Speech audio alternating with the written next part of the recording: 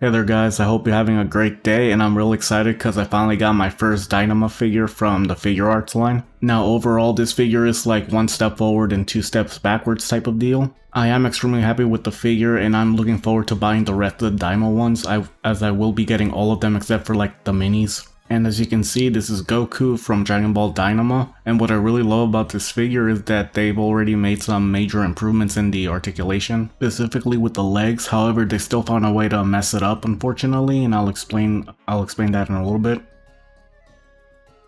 But before that, let me show it off next to my only official Figuarts Goku figure. And as you can see, this is Goku from the Dragon Ball superhero movie, and as you can see, here's one of the improvements that they made.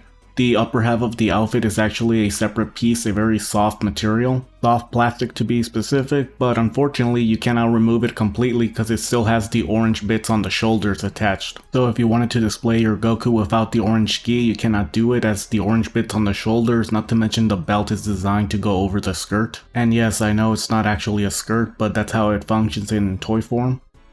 And as you can see, this is a more plain looking Goku. As you see next to the superhero one, there isn't any shading or anything like that.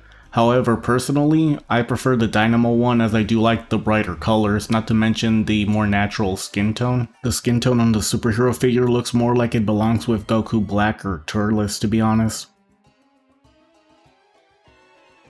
Alright, and now let's show off the accessories. As you can see, it comes with 3 additional faces. Not to mention it also has an additional hair and skirt piece that is more windswept, and 3 additional pairs of hands. Now I gotta say, I'm really annoyed that there's no power pole, not to mention I would have preferred a Super Saiyan hair instead of the windswept one. It's rather BS that if you want those extra accessories you're gonna have to wait until they re-release the figure as Super Saiyan variant, which is pretty dumb. I'm fine when it's like Super Saiyan 3 due to how different it is, but for like regular Super Saiyan, not to mention the power pole, it should have just come included with the figure in my opinion.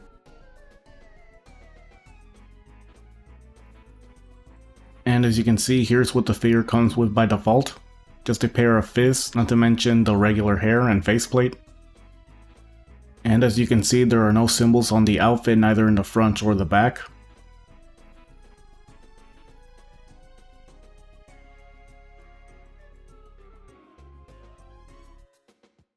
And here's one of the major improvements they've made to the figure. As you can see, here's what it looks like when they try to do the splits. As you can see, it can go up high much higher. Unfortunately, they screwed it up thanks to the skirt piece. You see, for whatever reason, they didn't put the cuts on the skirt piece on both sides. As you can see, one of them is actually more in the back area. On the left side, they put the cut perfectly where it needed to be. However, when it came to the right side, they didn't. And because of that, one leg can go up higher than the other. And if you try to force it, what ends up happening is the figure just breaks apart. As you can see, this is what happens every time you try to do the perfect splits with this figure. Just be aware that because the orange gi is a separate piece, after you mess with it for a while, it will disalign and it will start to look a little weird after a while. Just keep an eye on it so that you can realign it. I found that separating it from the legs makes the job a lot easier to get everything looking the way it's supposed to be. Now when it comes to the legs, one of the things that had me concerned was the fact that it was single jointed. The main benefit that you get from this is simply the aesthetics of the figure. As you can see, the legs just look more natural when you articulate it. Now the main drawback to this is that the articulation should be worse. Well, at least it should be on paper. As you can see when compared next to the two figures, they look more or less the same. If there is a difference, I cannot see it. So I'm gonna say this is an improvement, since even though the articulation range is the same, at the very least it actually looks much nicer when compared to the superhero figure. Alright, and now let's show the articulation. As you can see, it has a butterfly joint, arm rotation, and double jointed elbow. And as I stated before, it has a single jointed knee and thigh rotation. However, when it comes to the thigh rotation, it doesn't work really well, mainly due to the shape of the thighs. And as you can see here, this is how much the skirt piece hinders the legs. As you can see, without it, it can do the perfect splits. Even though the skirt is made of a very soft plastic, because of the positioning of those cuts, unfortunately it will always hinder the articulation. In my opinion, they need to stop doing this with the thighs. As you can see, the shape it goes up during the sides. Unfortunately, that will always hinder the articulation when you try to rotate it, as you're pretty much limited on how far you can go with it. And when it comes to bending forward, this is about as far as it can go.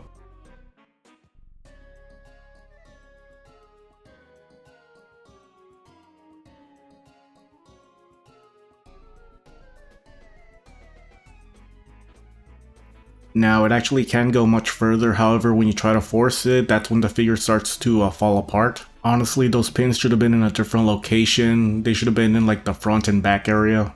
And if you're wondering about bending backward, just be aware that it's pretty much non-existent, since it heavily relies on the legs. I forgot to show this in the recordings, but as you can see, there is neck articulation with this figure. However, unfortunately, as you can see, there are some slight gaps between the neck and the rest of the body. And for a quick comparison, here he is next to all of my base form Gokus. Overall, I gotta say my favorite one so far has to be the third party Zeno Goku, but when it comes to the official ones, I have to say the Daima one is definitely better than the superhero version. And here he is next to my third party Vegeta figure, the Jade Rabbit, and as you can see, they look absolutely perfect together due to the fact that they're both brightly colored. Keep in mind, my Vegeta is on a stand, and so if you take that into account, size comparisons, they look pretty good together. Vegeta is always supposed to be shorter than Goku.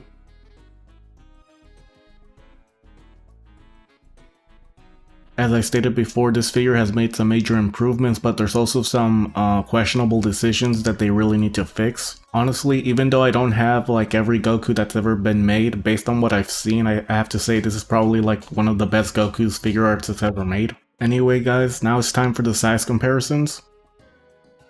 And here he is next to my Snail Shell, Zombie Grizza, and Pumpkin Princess.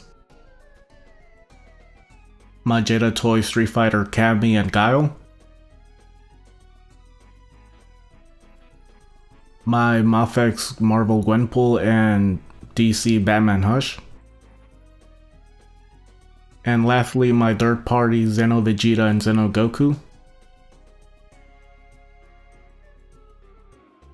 Anyway, I hope you guys enjoyed the video. Please like and subscribe. And for any new viewers, be aware that I'm more of a Dragon Ball and DC action figure reviewer.